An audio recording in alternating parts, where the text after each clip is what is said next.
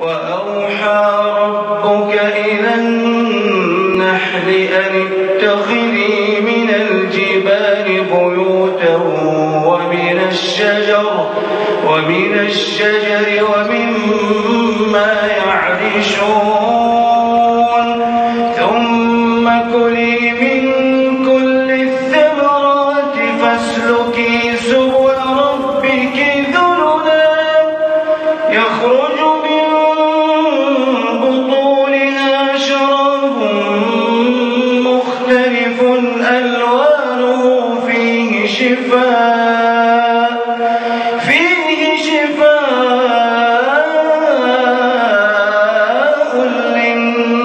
للناس إن في ذلك لآية لقوم يتفكرون.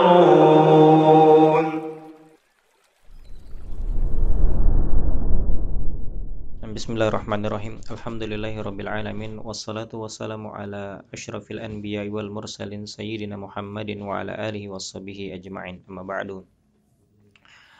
Qala Abu Abdul Wahhab Aid ibnu Muqbil Ar-Rabi'i hafizahullahu ta'ala fi kitabih Adabi Talibi ma'a syaikhihi Al-Adabu fi su'ali syaikh. Qala al-Khatib al-Baghdadi rahimahullahu ta'ala fil Jami'.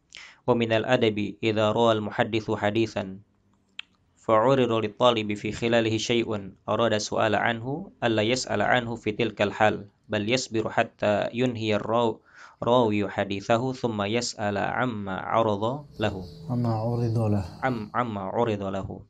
وليجتنب الطالب سؤال المحدث إذا كان قلبه مشغولا. بسم الله الرحمن الرحيم. Alhamdulillahi rabbil alamin wassalatu wassalamu ala sayyidil mursalin wa ala alihi wa sahbihi ajma'in. Amma ba'd. Qala al-muallif rahimahullah fi kitabih Adab at-Talib ma'a asy-syaikh, al-adabu fi su'al asy-syaikh. Beradab dalam bertanya kepada syekh, yaitu kepada guru. Baik, al-afdal an tukmil wa la yanbaghi an yas'ala. Fadhal. Akmil. Wa la yanbaghi an yas'alahu al-tahdits wa huwa qa'im wa la huwa yamshi. لأن لكل مقام مقالا وللحديث مواضع مخصوصة دون الطرقات والأماكن الدينية. لا والأماكن الدينية. طيب. قال الخطيب البغدادي في الجامع لأخلاق الراوي nama kitabnya. ومن الأدب di antara adab إذا روى المحدث حديثا, kalau misal seorang muhaddits, guru bidang hadis meriwayatkan suatu hadis, ini dalam rangka ini ada, yaitu ada dan bahasa Arabnya ada, yaitu meriwayatkan hadis, mempresentasikan hadis. Fa'urida litalibi fi khilali tahdits syai'un arada su'ala anhu, kemudian terbit di benak sang talib di tengah-tengah dars, di tengah-tengah pelajaran, di tengah-tengah tahdits, di tengah-tengah penyampaian riwayat hadis oleh sang guru, ada kepingin apa, nanya ini gitu loh, menanyakan sesuatu. Maka apa yang dia lakukan ya talib ini? Alla yas'ala anhu fi tilkal hal, jangan dia bertanya kepada guru di kondisi seperti itu. Guru lagi ngejelasin, tiba-tiba terus apapun itu, urida fi khilali syai', apapun itu, walaupun yang berkenaan dengan pelajaran, tunggu sampai nanti disebutkan. Bal yasbir, melainkan dia wajib sabar. Hatta yunhiya rawiyu hadithahu, sampai perawi ini, syekh ini, guru ini menyelesaikan hadisnya, menyelesaikan ucapannya. Tsumma yas'alu amma uridalah, barulah dia bertanya apa yang terurido, yaitu apa, terhampar di benaknya suatu pertanyaan, baru dia bertanya. Tapi adab menuntut ilmu itu yang melanggarnya dua. Satu, murid muda yang memang su'ul adab, Atau yang kedua, orang tua yang memiliki jafa. Dua itu yang biasanya susah untuk beradab dalam menuntut ilmu. Iya. Ini sepengalaman kayak gini, kawan. Satu, murid muda yang sayyi'ul adab, buruk adabnya, perlu di training lagi, ya. Dan yang kedua, orang tua yang memiliki jafa. Jafa itu kekakuan. Karena emang begitu rata-rata orang yang sudah berusia kan. Mereka sudah punya prinsip tersendiri, pakem dengan standar mereka, dan untuk diubah udah alot gitu, susah. Iya. Dua itu kalau kita lihat. Adapun kalau umumnya pemuda yang insya Allah dia nggak sayyi'ul adab, itu masih bisa dipoles dan masih diingetin tuh langsung menurut dan enak gitu loh. Tapi kalau misalnya pemuda yang sengak, sompral, ini susah.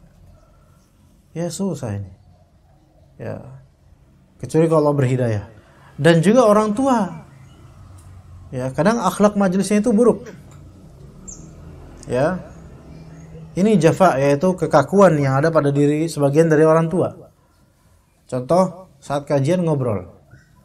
Itu rata-rata orang tua yang kayak gitu. Yang udah usia yang mendekati ya. Iya. Mendekati waktu maghrib ya. Ya udah usia senja. Iya. Adapun ketika kita kajian ada orang tua ini ngajak ngobrol orang tua lainnya sehingga mengganggu jemaah.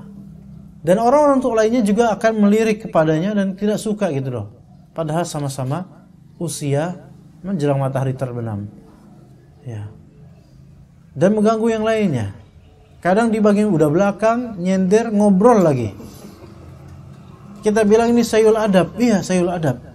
Tapi muskilahnya kalau ustadznya muda, itu kalau misalnya negur mereka, kitalah yang dituding sayul adab. Ya, walaupun dengan cara yang baik, bukan dengan cara yang buruk. Misalnya, tuh udah tua, suul adab pula, nggak mungkin kayak gitu. Nggak, kita dengan cara yang baik. Pak, tolong ya jaga adab majelis gitu. Itu juga termasuk bagi mereka mungkin suul adab gitu loh. Walaupun mereka akan diam, tapi hati mereka akan menyekam gitu loh. Ya, atau kita sindir dengan kalimat ya. Kadang-kadang jafa, yaitu kaku, nggak mau mengamalkan gitu loh. Ya. Dan memang seperti sudah tabiat kadang-kadang ceplos gitu loh. Beberapa orang tua, kira lagi ngomong dipotong, blok gitu loh. Ana pernah dihentikan, bukan dihentikan pas kajian, dan ana nggak salah, dan memang nggak ada yang salah insya Allah. Tapi ada seorang tua, bukan talibul ilm seharusnya, memiliki kekayaan yang masya Allah. Dan ketika, dan ini pengalaman juga, ketika beliau menginginkan kajian di masjid ini karena dia udah berjasa dalam masjid ya. Pengen ada kajian tafsir. Sebelumnya udah ada ustadz yang mengajarnya, tapi rata-rata nggak cocok akhirnya, nggak cocok. Akhirnya karena anak mengisi khutbah atau kajian Ramadan di masjidnya, maka beliau sarankan ke DKM, coba undang ustadz ini dulu karena mungkin pertimbangannya baik dan seterusnya. Maka diundanglah dan beliau request untuk kajian rutin tafsir ya, sebulan mungkin 2 kali, tapi diurut dari awalu ma nazala ila akhiri ma nazala. Awal yang paling turun dari Al-Quran sampai akhirnya harus urut itu.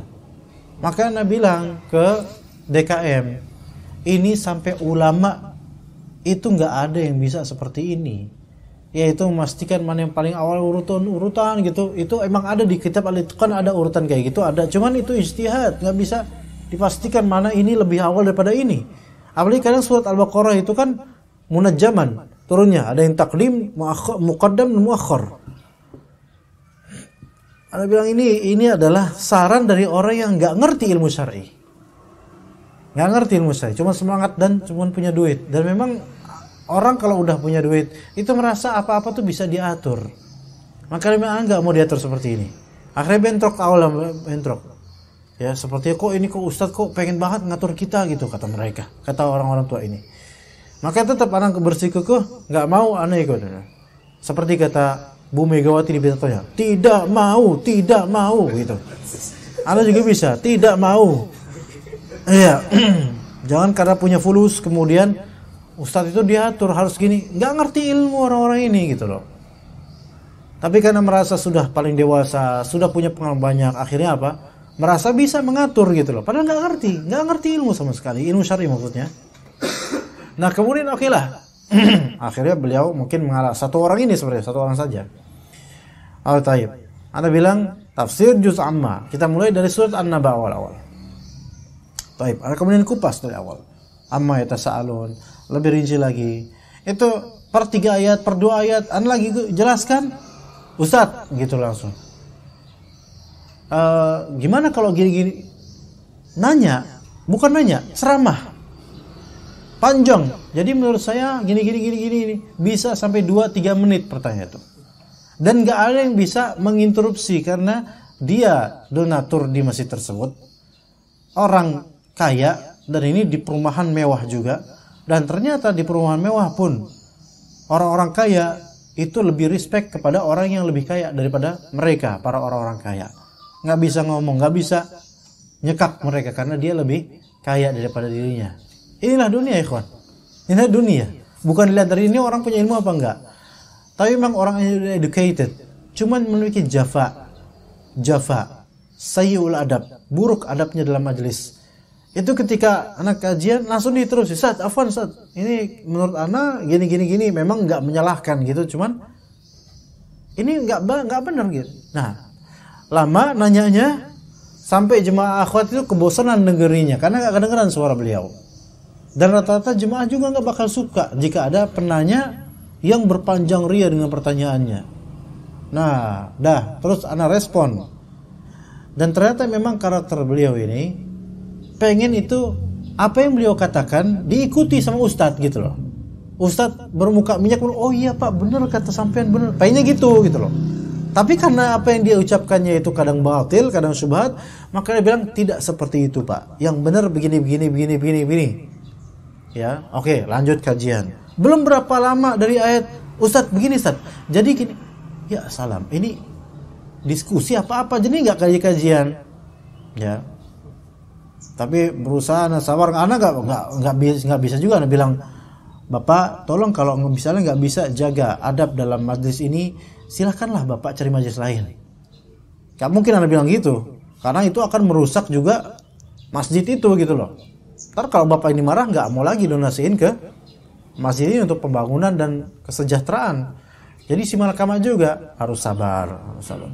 Tapi kalau memang ada kesalahan dari Bapak itu, ada bilang ini tidak benar Pak, yang benar begini gitu. Ternyata itu membuat beliau tidak puas terhadap anak. Akhirnya tidak puas bintang 1. Akhirnya coba ganti Kak. Jadi ke DKM bilang, ya udah ganti aja, jangan yang ini, cari yang lain. Terus yang lain juga itu, ada ustadz lain, ganti lagi. Jadi gitu terus, musalsal gitu. Terus ganti ustadz. Dan ya, ada kemudian ustadz yang memuaskan dia. Yang kalau misalnya beliau ngomong itu ustadznya, oh iya benar Pak kayak gitu. Nah itu baru tuh bertahan ustadz itu kemudian. Maka ikhwah, ini lihat, ini jafa seperti ini ada pada beberapa orang tua, terutama yang merasa memiliki power, uang, jabatan dan seterusnya. Seorang dai itu jangan ikut arus dengan orang-orang seperti ini. Kecuali kalau emang antum ada keinginan duniawi dari orang ini, ikut arus fadl, tapi antum nggak benar seperti itu. Jangan ikut arus, punya sikap, punya ketegasan. Cuman jangan pula antum hardik karena ini orang tua gitu, itu muskilahnya. Berapa jemaah yang orang tua itu seperti itu. Kalau kita bilang diam, nggak mungkin kan? Nggak mungkin, ini orang tua. Bahkan beberapa orang tua tidur, nggak interupsi, alhamdulillah nggak interupsi, tidur. Ya, bahkan ada yang tidur berjamaah orang tua ini. Kita mau bilang, anak pernah dulu di Kalibata City. Ada orang tua yang masya Allah, beliau dekat duduknya mana, sudah mungkin 60 tahun dan seterusnya. Tidur, potensi bentar lagi ngorokin orang tua nih. Maka anak minta tolong bangunin Pak, tolong bangun Pak, jangan tidur Pak. Ya. Selang beberapa pekan kemudian, ada seorang yang juga tua, yang emang dari awal tidak suka dengan dakwah sunnah dan tidak suka dengan anak juga, karena anak serupa dengan dai-dai sunnah juga. Di antara poin yang beliau kritisi dari anak, Ustadz itu jangan suka bangunin orang tidur, apalagi itu orang tua, sombong itu namanya Ustadz.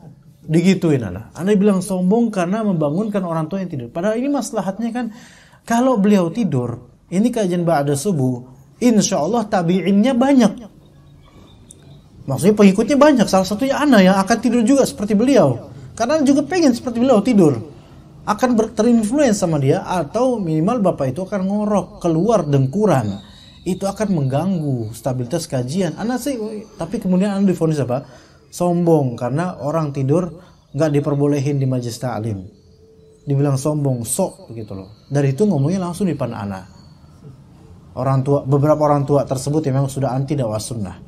Itu pernah seperti itu terjadi.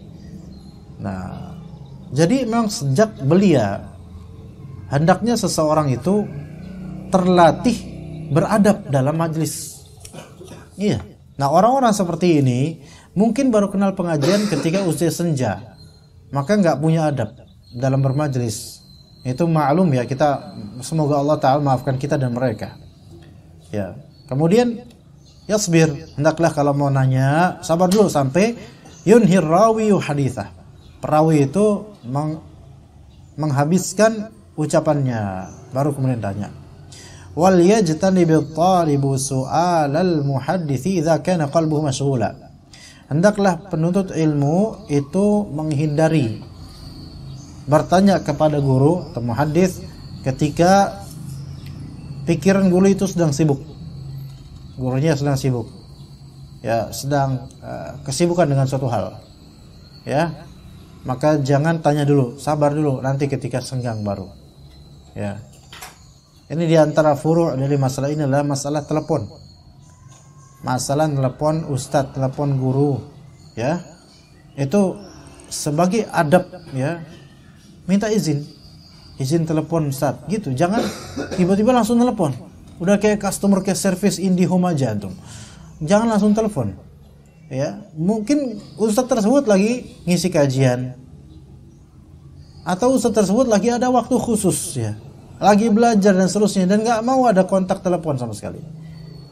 Ya, kadang-kadang kalau ada yang telepon pas isi kajian, anak buka teleponnya, biarin dengerin tuh anak lagi ngapain. Iya, biarin dengerin lagi ngapain. Ya, lebih enak lagi kalau lagi di kamar mandi bawa HP. Ya, kemudian tiba-tiba ada telepon berdering, siapa ini? Aduh, ya, maka biasanya matikan atau yang merah itu ya. Ya. Lebih afdol adalah ketika kita ini punya guru, kita nggak langsung nelpon.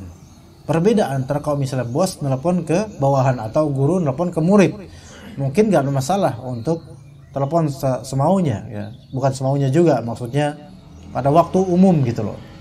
Tapi kalau misalnya terhadap guru atau atasan itu tidak pantas, ya. Wala yanbaghi an yas'alahu at-tahditsa wa huwa qa'im wala huwa yamshi. Tidak pantas seorang murid untuk meminta tahdits, meminta riwayat kepada guru ahli hadis ketika beliau sedang berdiri dan ketika beliau sedang berjalan. Misalnya lagi berdiri atau jalan, ya Syekh, haditsni ya Syekh, haditsni tahditsan. Berikan kepada saya satu hadis ya Syekh. Riwayatkan kepada saya satu hadis. Enggak layak. Ya, li'anna likulli maqamin maqala. Karena di setiap maqam ada maqal, di setiap konteks itu ada cara tersendiri dalam bertutur, ya. Walil hadithi mawadhi'u makhsusah, dan untuk hadis itu ada spot dan tempat-tempat yang khusus. Duna turuqat wal amakin ad-daniyah, bukan di jalanan dan tempat-tempat yang rendah seperti pasar. Jadi tidak layak meriwayatkan hadis, ya, di pasar atau di jalanan, nggak layak. Begitu juga dengan keumuman ilmu syar'i, itu juga tidak pantas kita bertanya ke ustaz pas lagi beli kue pancong di pasar kaget, ya. Kecuali mungkin hajat penting atau darurat, ya. Ya, misalnya ketemu ustaz di supermarket di Giant, atau nggak usah sebut lah ya, di supermarket. Oh, halo Ustaz, Masya Allah Ustaz, Ustaz Afwan nih, pas banget nih di sini nih. Iya, ini kan ana mau beli kuas nih Ustaz, kuas yang buat kue nastar tuh. Ada yang bilang bulu-bulunya itu dari bulu babi. Apa ya Ustaz hukumnya Ustaz ya? Itu boleh nanya seperti itu, boleh, karena kontekstual gitu loh, sesuai konteks, oke. Tapi kalau misalnya lagi di supermarket ketemu ahlan Ustaz, tolong Ustaz, apa manhajnya Yusuf Qaradawi Ustaz? Ya saya bilang, apa antum gak ada waktu lain buat nanya itu? Iya, nggak ada waktu lain dah, gitu kan? Ya, itu nggak kontekstual. Likulli maqamin maqal. Bahkan juga bukan merupakan adab. Ketika di kajian fikih atau kajian tema tertentu, kemudian pertanyaannya itu terlalu jauh dari tema tersebut, bahkan pertanyaan yang membuat kabur masalah gitu. Nah, selesai tema ini, misalnya temanya tentang apa? Temanya tentang masalah tahiyatul masjid misalnya. Nah, selesai tema ini. Ada yang bertanya, Pak Ustadz, ada mau bertanya, tolong jabarkan sejarah Sayyid Qutb. Jauh banget tahiyatul masjid dengan Sayyid Qutb. Jauh banget. Atau udah jangan jauh-jauh Ustadz, yang dekat dengan tahiyatul masjid. Apa pandangan Ustadz terhadap mendiang Nurkholis Masjid, Nurkholis Majid? Aduh, antum nggak ada pertanyaan yang lebih relevan gitu? Nyambung Ustaz katanya. Nyambung di mananya? Nurkholis Majid, tahiyatul masjid, masjid. Gimana Ozi, punya murid kayak gitu gimana kira? Enaknya diapain? Enaknya dipotek satu-satu kayaknya. Ya. Jadi pertanyaan itu juga perlu perhatian konten pertanyaannya gitu loh. Boleh mungkin pertanyaan di turuqat, amakin daniyah, itu mungkin pertanyaan seperti hadis, itu nggak layak. Misalnya lagi di pasar jalan baru, Ustaz, tolong Ustaz, berikan saya satu hadis, Ustaz. Nggak cocok. Atau Ustaz, tolong Ustaz, berikan ana tafsir dari ayat Allah Ta'ala, wa ma umiru illa liya'budullaha mukhlishina lahu-din. Nggak cocok ketika antum lagi di tengah-tengah pasar, nggak cocok. Termasuk di Islamic Book Fair misalnya. Ya, kemarin ada apa namanya kemarin? Iya, taib. Itu pasar bukan ya? Ana diajak sama seorang ikhwah, ayo Ustaz ikut Ustaz sana. Ana enggak. Ana udah enggak minat lagi ikut-ikut seperti itu ya, karena bukan masalah buku murah itu, insyaallah buku murah. Kita sekarang punya marketplace, punya apa, itu gampang lah nyari buku. Tapi yang ana hindari itu apa? Campur baurnya itu yang emang susah. Kalau bisa sih ada jam-jam tertentu buat ikhwan tok gitu loh. Ada jam-jam tertentu buat akhwat, betul nggak ikhwan? Sebaiknya kan kayak gitu ya. Nggak, itu pernah ada nggak di acara-acara seperti itu? Adapun kalau misalnya terjadi kayak gitu, gini loh. Ikhtilat yang sifatnya daruri, itu ada yang memang betul-betul daruri dan tidak bisa diatur lagi, dan ada yang sebenarnya bisa diatur gitu loh. Ikhtilat yang sifatnya daruri itu seperti di Masjidil Haram, di Masjid Nabawi yang membludak di beberapa spot, itu daruri, itu dimaafkan insyaallah. Tapi ketika atau di busway dan semisalnya, sementara pemerintah nggak ada mengkhususkan untuk perempuan atau laki-laki, ini maklum daruri, kita nggak bisa atur. Tapi ketika kita bisa setting perempuan dulu atau laki-laki dulu di jam tertentu, itu sebenarnya bisa. Iya, itu sebenarnya bisa. Tapi ketika antum lagi di tempat-tempat seperti itu, kan kadang kan ketemu dengan beberapa dai, kadang-kadang gitu. Masya Allah Ustaz, ahlan. Ketemu dai ini sedang mempromokan produk buku tertentu misalnya. Ini kan dalam rangka apa? Sedang marketing gitu loh. Ya antum jangan nanya, Ustaz, afwan Ustaz, ana pengen lah 10 menit aja Ustaz, jabarkan kepada ana apa sih apa sih pandangan Imam Syafi'i mengenai kunut? Ini enggak. Ustadznya lagi sibuk marketing. Antum nambah pusing gitu loh. Ini udah marketing enggak laku-laku, antum nambah pusing lagi. Antum abis nanya antum mau beli enggak? Enggak, saat Anda cuma pengen la haula wala quwwata billah. Ya akhi, wajhuka ba'id ya akhi, wajhuka ba'id. Apa arti wajhuka ba'id? Hah? Apa arti wajhuka ba'id? Tahu enggak? Pak Ari, tahu enggak? Tahu enggak, Pak? Wajhuka ba'id. Pak Diden. Enggak tahu? Antum? Muka lu jauh. Wajhuka ba'id, wajhuka muka lu jauh. Wajhuka ba'id, idhhab faqat ilal bahr ya. Ngerti artinya? Pergi aja ke laut. Ya itu. Iya, orang ketika seorang dai dalam rangka sedang dalam konteks marketing, bukan dalam dakwah lah, memang sibuk dengan jualan, itu jangan nanya hal yang membuatnya tambah pusing gitu loh. Apalagi dari ini udah marketing nggak laku-laku, lagi pusing urusan duit, antum tanya itu, ya, iya gitu. Ketemu dai di rumah sakit, ketemu ustadz atau guru di rumah sakit, lagi pusing mikirin bayaran karena nggak punya BPJS. Antum tanya dengan beban, Ustadz, tolong Ustadz, apa bedanya istihsan menurut mazhab Hanafi dengan istihsan menurut mazhab Syafi'i? Pusing gitu. Terus abis itu pertanyaan kedua, Ustadz, ini soal faraid, Ustadz. Aduh, faraid lagi, Allahul musta'an. Telah meninggal fulan, tapi meninggalkan ini dengan duit sekitar, ya akhi, antum tahu anda tuh sedang lagi dirundung musibah, anda lagi bingung ini masalah duit dan seterusnya, antum nambah pertanyaan. Kalau antum pengen anda cepat-cepat mati, ya ada cara lain gitu. Ini enggak sesuai, makanya likul lima qamin maqal, bertanya pun ada konteksnya, ikhwan. Bertanya ada konteksnya. Maka ketika lagi berdiri, lagi sibuk, lagi berdiri, lagi jalan, ditanya tentang hadis, tentang ini, tentang ayat hadis nih ya Syekh, itu enggak cocok, enggak relevan. Para ulama ahli hadis itu rata-rata mereka itu ketika mentahdits, memberikan riwayat hadis dalam keadaan tenang, duduk, ya kemudian baru mentahdits. Enggak dalam keadaan lagi jalan kemudian memberikan hadis, itu jarang sekali.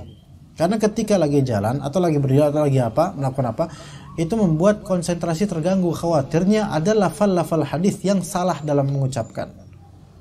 Begitu ya, ikhwan. Baik, lanjut, fadhal. Wa qala Ibnu Jauzi, Ahsanallahu ilaikum.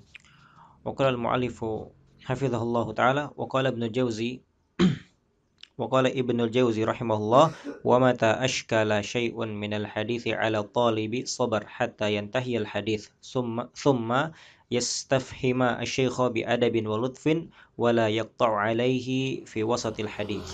Ibnu Jauzi mengatakan, tapi ini dituturkan oleh Ibnu Muflih Al-Hanbali rahimahullah dalam kitab Al-Adab Asy-Syar'iyyah.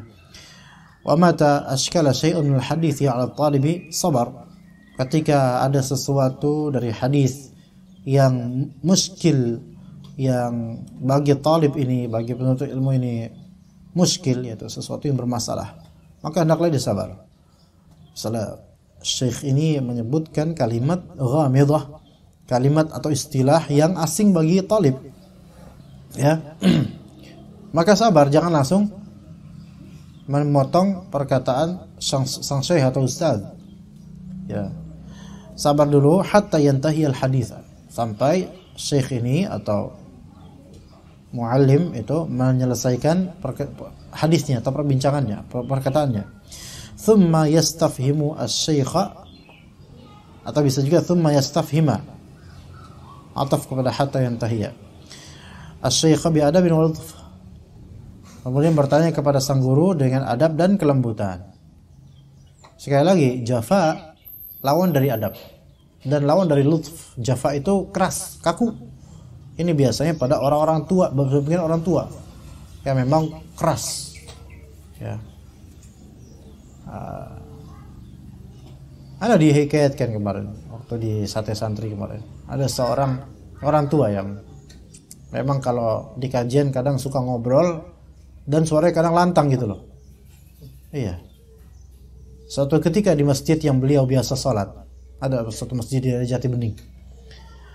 Ya, itu kalau kultum Ramadan kan biasanya kultum Ramadan kan kadang pentas-pentas orang-orang yang nggak ngerti agama, bukan ustadz apa, tapi mejeng gitu di mimbar gitu loh untuk mengaturkan tausiah gitu.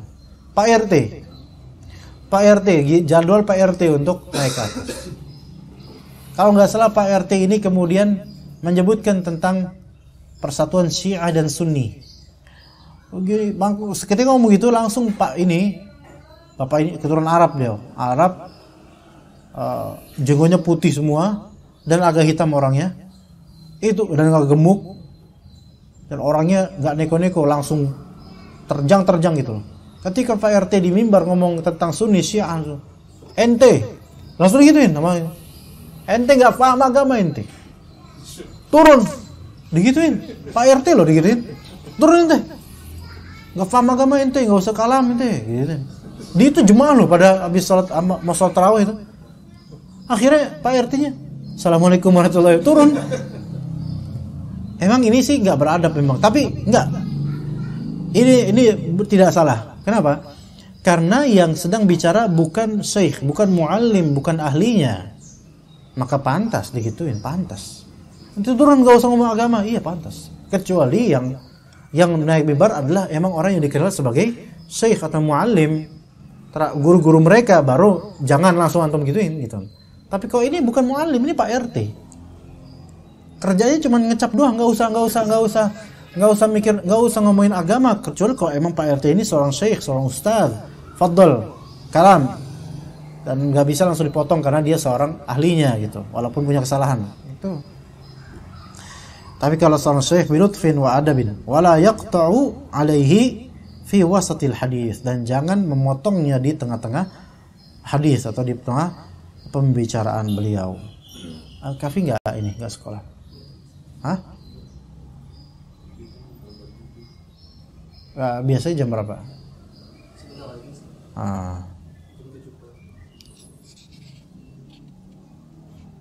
Baik, mungkin sampai sini aja insyaallah ya. Ya, cukup sampai ini ya. Antum tumben ada, alhamdulillah. Semalam lihat jadwalnya sih. Oh. Bisa di pagi. Sebenarnya selalu ada. Kalau Anda mau kirim jadwal nanti ada. Tapi besok kita libur dulu karena Anda mau nginep di Kalibata. Jadi untuk kajian rumah insyaallah kita ketemu hari Senin lagi insyaallah. Ya. Kalau antum mau datang jazakumullah khairah, kalau nggak datang harus datang. Tenang aja. Senin ba'da Ustaz. Iya, yang kayak biasa kayak gini. Senin, Selasa, Rabu, Kamis. Itu ada terus insyaallah. Ya, barakallahu fikum jami'an, jazakumullah khairah jazaa ala husni istima'ikum wa hudurikum. Wassallallahu ala nabiyyina Muhammad wa ala alihi wa sahbihi ajma'in. Subhanakallahumma bihamdika asyhadu an la ilaha illa anta astaghfiruka wa atubu ilaik. Wassalamualaikum warahmatullahi wabarakatuh.